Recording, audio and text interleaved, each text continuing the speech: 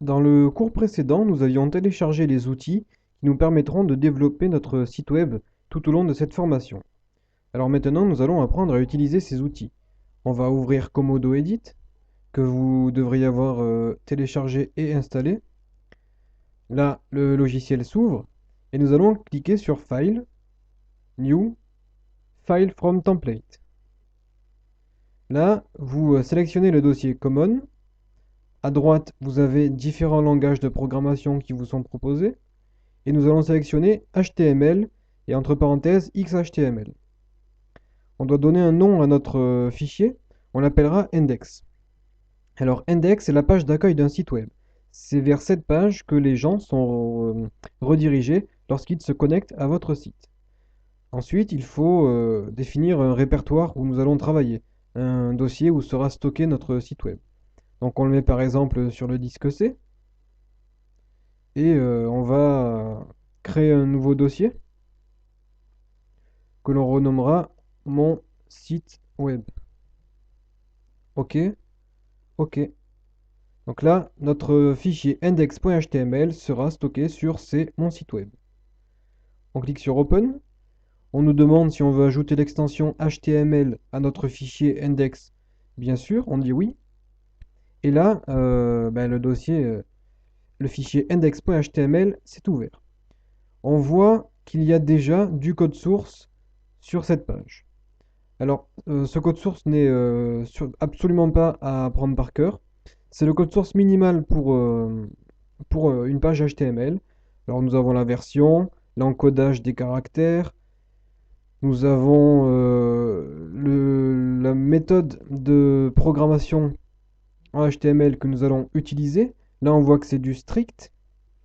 Il y en existe plusieurs, comme le transitional, qui nous donne un peu plus de liberté. Alors en fait, nous allons rester en strict. On ne changera rien pour le moment. Le strict nous empêche d'écrire des codes qui peuvent être erronés ou pas compatibles. Donc le mieux c'est d'utiliser le strict, comme ça on est sûr de produire une bonne page et bien écrite. Ensuite vous avez le site du w3.org. On verra plus tard qu'est-ce que c'est que ce site. Et en fait c'est un site qui vous permettra de valider votre code pour voir si vous avez bien écrit votre code. Alors, maintenant parlons de programmation. Le HTML, c'est un langage formé de balises. Alors, il existe le plus souvent, ce sont des balises doubles. Par exemple, on ouvre un chevron, on marque le nom de la balise, on ferme le chevron, on marque le code que nous devons exécuter entre la balise, et ensuite on referme la balise avec le chevron. Cette fois-ci, on met un slash, on met nom de la balise et on ferme le chevron. Donc ça, c'est une balise. La première balise est une balise ouvrante et la seconde une balise fermante. Il existe aussi des balises qui s'appellent des balises auto-fermantes. On ouvre un chevron, on marque le nom de la balise, on fait un slash et on referme directement. Et là, notre balise est une balise seule. Alors, comme vous pouvez le voir, dans notre page déjà prédéfinie, nous avons une balise titre qui est une double balise, puisque nous avons la balise titre et à la fin nous avons la balise avec un slash et titre. Et entre ces deux balises, nous pouvons écrire notre code, ce que nous voulons insérer dans la page. Alors, en l'occurrence, la balise titre, c'est une balise qui nous permet d'ajouter un titre à notre page web lorsque le visiteur ira sur votre site, dans l'onglet du navigateur, il y aura le titre de votre site. Donc là, on peut marquer mon super titre. Et c'est ce que le visiteur verra lorsqu'il se connectera à votre site. Alors il faut savoir qu'il faut donner un titre explicite puisque les moteurs de recherche se basent aussi sur le titre de votre page pour l'afficher. Si vous faites un site de cuisine, vous n'allez pas marquer mon super titre. Vous allez marquer mes recettes de cuisine. Là, vous aurez plus de chances que des personnes tombent sur votre site s'ils recherchent des recettes de cuisine. Vous voyez les balises body et la balise fermante body. En fait, entre body, ça veut dire le corps. Entre ces balises, il y aura le corps de la page, tout votre site web. Donc c'est essentiellement entre ces deux balises que nous allons travailler. En HTML, il existe quelque chose de très utile qui sont les commentaires. Alors par exemple, vous écrivez votre code source sur la page, bon, titre, et pour mettre un commentaire, on fait un chevron ouvrant, un point d'exclamation, deux petits traits que vous avez sur la touche 6. Là, vous marquez votre commentaire. Et à la fin de votre commentaire, vous mettez deux petits traits, puis vous refermez le chevron. Alors en fait, les commentaires servent à vous repérer dans votre code. Lorsque vous repassez plusieurs mois après sur votre site et que vous avez oublié qu'est-ce que vous avez fait à tel ou tel endroit, eh bien les commentaires vous permettent de savoir à quoi correspond la balise. Donc par exemple, comme commentaire, on pourrait mettre balise de titre. Ce qui est utile aussi avec les commentaires, c'est que si vous travaillez à plusieurs sur un projet et que vous passez votre page à un autre développeur, eh bien, il pourra céder des commentaires pour comprendre à quoi correspond telle ou telle balise. Voilà. Donc maintenant, nous allons rapidement parler des attributs.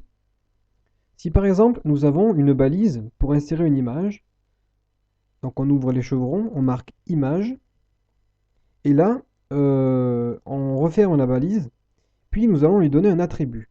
Alors, un attribut, qu'est-ce que c'est? Par exemple, on peut dire image, là, l'attribut c'est nom, est égal, et entre des guillemets, vous mettez le nom de votre photo.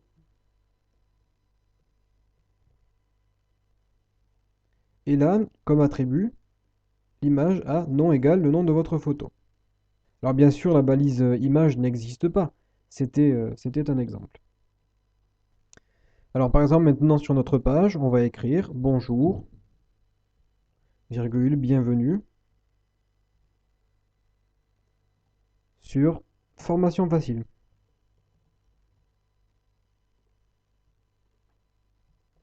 Tac. Ce qu'on fait maintenant, c'est qu'on va cliquer sur la petite disquette pour enregistrer. Voilà, donc là, notre page a été enregistrée. Maintenant, si on se rend sur le dossier Mon site web que nous avons créé, nous avons notre page. Et si on double-clique sur cette page, hop là, notre page Internet s'ouvre. Vous avez dans l'onglet Mon super titre, qui est le titre de la page que nous avons donné, et vous avez le contenu de la page. En plus, il y a une petite erreur sur bienvenue. B-I-E-N. Voilà. Donc là, nous avons notre page.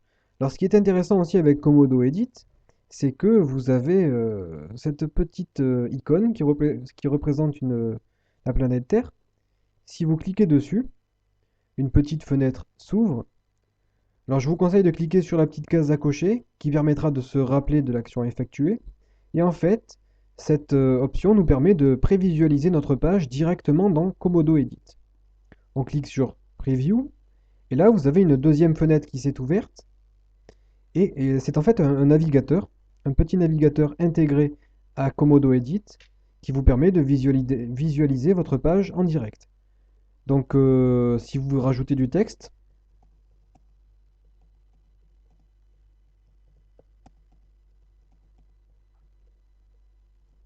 hop là, donc là on a rajouté une ligne de texte, vous cliquez sur le bouton actualiser.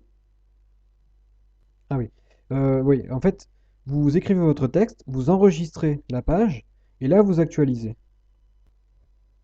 Et maintenant, vous avez votre deuxième ligne que vous venez d'écrire qui vient de s'ajouter à votre page. Comme vous le voyez, dans notre éditeur, nous avons écrit notre code sur deux lignes. J'ai écrit bonjour, bienvenue sur Formation Facile. un retour à la ligne, un autre retour à la ligne, et là, j'ai marqué ma deuxième ligne. Pourtant, lorsque on regarde dans notre navigateur web, nous avons notre première ligne, mais nous n'avons pas de retour à la ligne. Nous avons directement la deuxième ligne qui s'affiche. Alors en fait, un compilateur, lorsqu'il lit un code source, il lit le code source à la suite. Il ne tient pas en compte les espaces que nous entrons au clavier. Pour le compilateur, c'est comme si nous avions écrit notre code comme ceci. Tac. Alors en fait, pour pouvoir créer un retour à la ligne en HTML, on va utiliser une balise auto-fermante, donc qui fonctionne seule, qui s'appelle BR. Vous ouvrez un chevron, vous marquez BR, vous mettez un slash et vous fermez le chevron. On enregistre et là vous voyez, tac, nous avons eu un retour à la ligne. Si nous copions cette balise et que nous la collons, on enregistre, tac, vous avez votre retour à la ligne. Donc BR en fait, ça vous permet de faire comme si vous appuyez sur la touche entrée en fait. Un retour à la ligne, simple. Voilà, donc là nous avons vu comment créer notre première page web. Alors évidemment, nous avons utilisé un éditeur comme Komodo Edit, mais on peut très bien éditer notre page web directement dans Notepad++ par exemple. Bien évidemment, il y a un peu moins de facilité puisque tout le code doit être écrit à la main, mais Notepad++ peut être aussi utile dans certains cas. Alors avant de terminer ce cours, je vais vous montrer quelque chose que pour l'instant vous ne devriez pas utiliser puisque c'est bien de pratiquer et de pouvoir écrire le code pour pouvoir bien s'entraîner et assimiler les connaissances sur le langage HTML. Mais comme vous le voyez, à votre droite, vous avez la toolbox avec HTML et vous avez pas mal de petites choses qui vous sont proposées. Et ce sont des balises en fait. Si vous cliquez sur une balise et que vous la déplacez sur votre éditeur, que vous lâchez la balise vient s'ajouter à votre éditeur et vous pouvez écrire votre code à l'intérieur de cette balise. La balise BR que nous venons d'écrire, si on avait voulu, on aurait pu venir la récupérer ici, la déposer, et ça nous évite de la taper. Voilà, donc là, ce sont des facilités de codage. Peut-être que vous l'aviez déjà remarqué, mais si par exemple on veut entrer une ligne de code, la balise H1, on ouvre la balise, et là vous voyez, vous avez une petite fenêtre qui s'ouvre en même temps que vous entrez votre texte, et qui vous propose, si vous appuyez sur la touche entrée, ça vous écrit la commande que vous êtes en train de taper. Donc nous on veut écrire la balise H1. On appuie sur H, et là vous voyez H1 est sélectionné. On n'a plus qu'à appuyer sur entrée, et la balise s'écrit seule. Bon, bien évidemment, ça ne sert à rien pour une petite balise, mais si vous avez de longues balises, eh bien, ça pourra vous permettre d'écrire votre page plus vite. Donc là, on écrit quelque chose. Et ensuite, quand on referme la balise, pareil, on vous propose d'écrire la fermeture de la balise à votre place.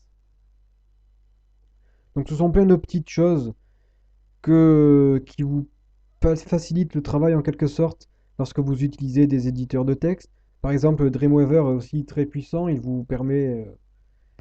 déjà, vous avez l'affichage en temps réel sur Dreamweaver. À chaque fois que vous faites quelque chose, ça le modifie sur notre page sans même sauvegarder votre code. Et puis, vous avez aussi l'écriture automatique des balises que vous voulez entrer. Voilà. Bon, maintenant nous avons terminé de créer notre première page. On enregistre le projet. On peut fermer Komodo Edit et puis on se retrouvera dans le cours précédent, dans le cours suivant, pardon, excusez-moi. Et on verra comment mettre en forme un peu le texte afin de rendre une page présentable.